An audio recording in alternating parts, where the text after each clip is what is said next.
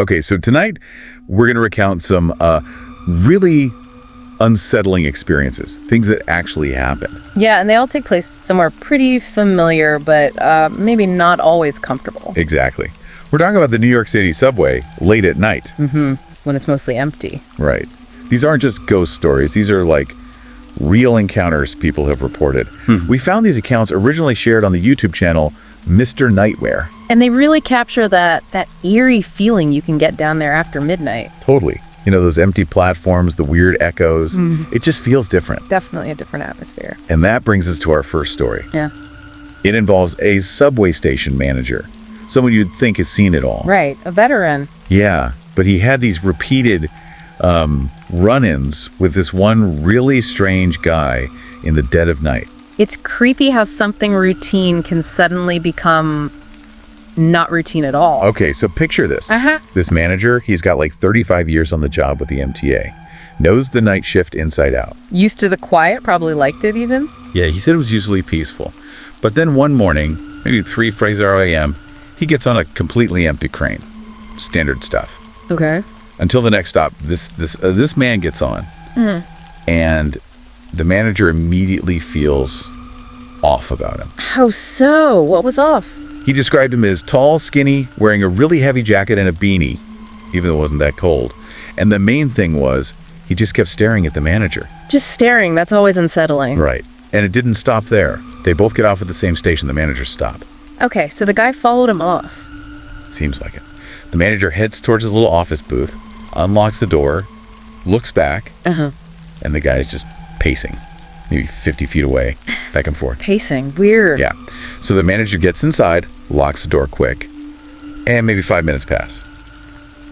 Then he hears it. What? Someone trying the doorknob, jiggling it. Oh no. Then soft knocking, and a voice, kind of muffled, saying, "I want to talk." Nope. Definitely not opening that door. No way. The manager didn't answer, just went straight to check the security cameras covering the platform. Smart move. See what's going on without opening up. And this is where it gets really bizarre. The instant he looks at the monitor, the guy's gone. Vanished. Just like that, from the camera view. Poof. Gone. So the manager thinks, okay, maybe that's it. He does some paperwork, whatever. About half an hour later, he needs to catch another train to his next assigned station. Checks the cameras again before leaving. All clear. Okay, seems safe now. He gets on the next train, sits down, looks out the window as the train starts pulling away. Don't tell me. He sees the same guy walking down the stairs onto the platform he just left. And the guy gets into the same train car. Sits right across from him. Oh, come on. That's targeted. It has to be. And this time, no pacing, no talking, just intense staring. The manager said, he's not a small dude, but he was properly scared. I would be too. You don't know what someone like that is capable of, or if they're armed. Exactly his fear. He was worried the guy had a weapon. So when the train gets to his next station, he just bolts. Doesn't even look back right away, just gets off fast. Running away. He looks back once he's up the stairs. And yeah, the guy followed him off the train again. Still coming after him on the street. It's persistent. So the manager ducks into the first open place he sees, which happens to be a Wendy's. He goes inside, sits down where he can see the street. And the guy. The guy walks up to the window of the Wendy's, stops, and just stares right at him. Through the glass. Oh, that's chilling, just staring. For about 10 seconds, the manager said. Then, he just turned and walked away. Finally leaving him alone. You'd think. But there's one last bit. Later that same shift, the manager's at his third station office for the night. He's checking the security monitors again. No. And he sees him. Outside this station, pacing again, maybe 30 feet from the booth. This is relentless. But then the guy stops pacing, looks directly into the security camera. He knew he was being watched. It seemed like it.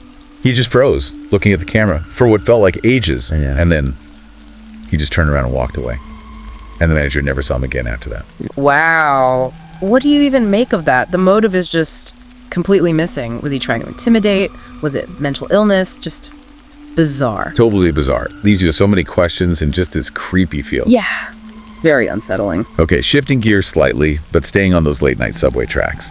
Our next story. This involves a group of friends. Okay. Safety in numbers, maybe? You'd hope so. Yeah. It was 4 friends heading home after maybe a Christmas party or something. Around 2 a.m., Train's pretty empty, as you'd expect. Right. Typical late night scene. But then they hear noise. A commotion from the next car over. What kind of commotion? Like shouting, maybe a struggle. They peek through the window in the connecting door. They see two people dressed in hoodies, kind of roughing up a woman who's screaming. Oh, wow. Okay, that's alarming. Do they intervene? What do they do? Well, that thought probably crossed their minds, but then they get a clearer look. Yep. The two hooded individuals, they had handguns. Visible handguns. Okay, intervention is off the table. That changes everything. Danger? Big time. So the friends immediately start backing away, moving quietly to the next car, away from the incident. But as they're moving, one of the armed guys sees them, points right at them. Oh no, they've been spotted. And suddenly, the two guys leave the woman and start coming after the friends. They're being chased inside the moving train. Yeah. They ran through like 3 or 4 cars, these guys right behind them. Total panic. The train finally pulls into a station, doors open. Get out, get out. Everyone scrambles. In the chaos, the person telling the story gets separated from their friends. They dive behind one of those big, disgusting subway trash cans on the platform, hiding. Smart, gotta find cover.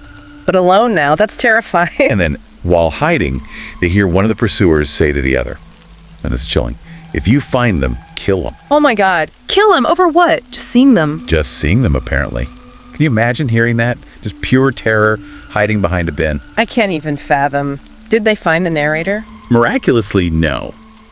The two guys searched the platform for a bit, then seemed to give up or move on. The narrator waited. They managed to find their friends who had hidden elsewhere. Thank God. Reunited. Safe. For now. But here's the absolute twist. As they're regrouping, shaken up, they see the woman.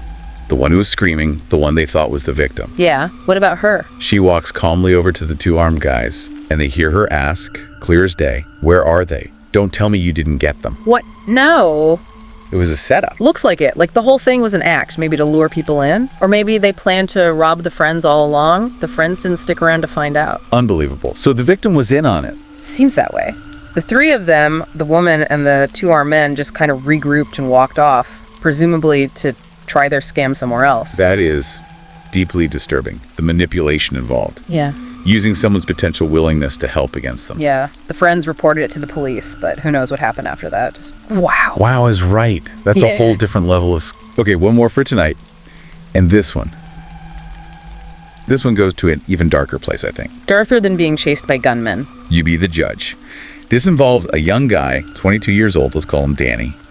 He's heading home from a party late on a Saturday, takes the subway all the time, totally routine for him. Okay, familiar territory again. But this night, he gets to the station, and it just feels wrong.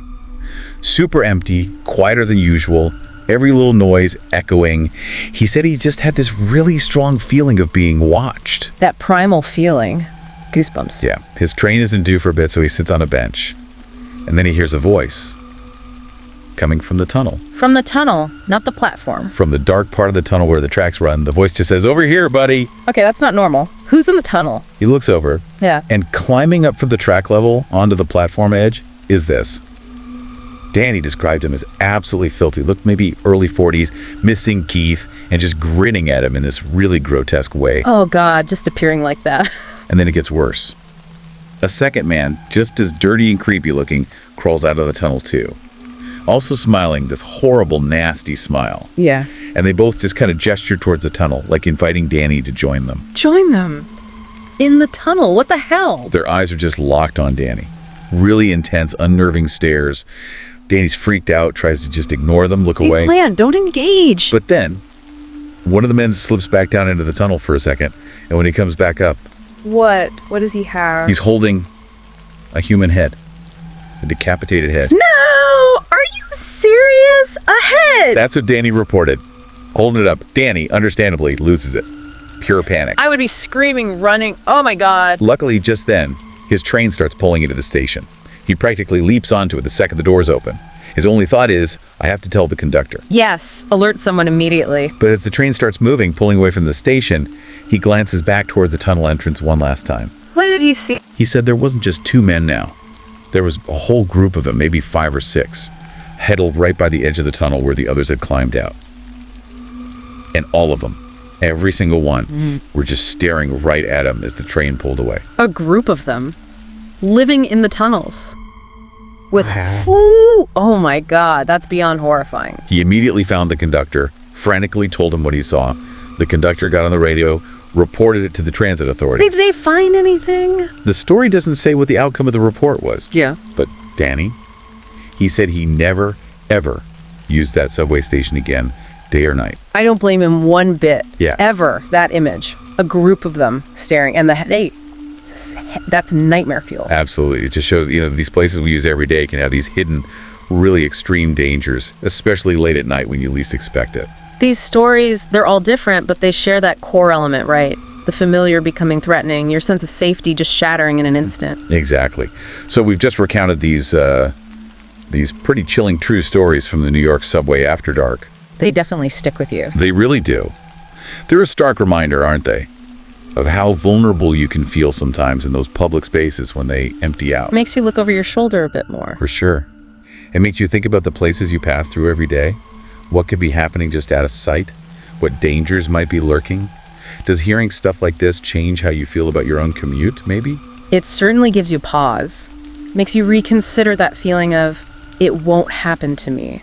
Well, we hope you found this recounting, suitably engaging and maybe, a little bit unnerving. Hope we didn't ruin your next late night trip anywhere. Yeah, hopefully not. But seriously, thanks for tuning in and listening. We appreciate you spending the time with us. And hey, if these kinds of true, disturbing stories are your thing, if they get under your skin in the right way, make sure to check out our channel, Horror Docs. Yeah, give us a like. Maybe share it with someone who enjoys this stuff too. And definitely subscribe so you don't miss the next one. Bye We'll now. catch you then.